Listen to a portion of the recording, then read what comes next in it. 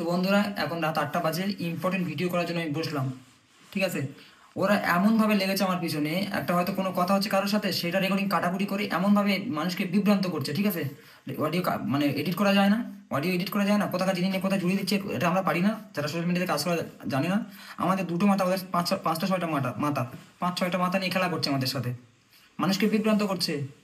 Request একটা, আমাকে মানে পুলিশ ধরে নিয়ে যাচ্ছে সেরকম থাম্বনেল দিচ্ছে, আমি পুলিশ ধরে নিয়ে গেছে। যদি এইভাবে প্ল্যানিং করে গেম করে, তাহলে আমি কোন দিকটায় যাবো এখন? এই শরীর খারাপটা নিয়ে আমি এখন কোন দিকটায় যাবো? আর তাছাড়া আরেকটা কথা, যে আমাকে যদি ভালোবেসে থাকেন, আমি হাত জোড় করে বলছি, আমার ভিডিও অন্য কোনো চ্যানেল থেকে দেখার প্রয়োজন নেই। দেখছেন বলে ওরা ভিডিওগুলো ছাড়ছে, দেখছেন বলে ওরা এরকমভাবে মানে একের পর এক প্রতারণা করে যাচ্ছে, অডিয়েন্সকে বিভ্রান্ত করাচ্ছে। দয়া করে বলছি আনসাবস্ক্রাইব করুন, তারপরে যদি একটু সাইজ হয়, একটু মানে শাস্তি পায়। দেখছেন বলে আনসাবস্ক্রাইব, সরি, দেখছেন বলে ওরা ভিডিওগুলো ছাড়ার সাহস পাচ্ছে। ওয়াচ করার দরকার নেই, ওয়াচ করলে আরো মানে ভিডিও ভিউজ আসবে। ওদের কোনো ভিডিও ওয়াচ করার দরকার নেই, দেখবেন না। রিকোয়েস্ট, আমাকে ভালোবেসে থাকলে 2-3 বছর আগে থেকে আমার চেনেন, ভালোবেসে থাকলে ভিডিও দেখার দরকার নেই। তো ভালো থাকবেন, ঠিক আছে সবাই।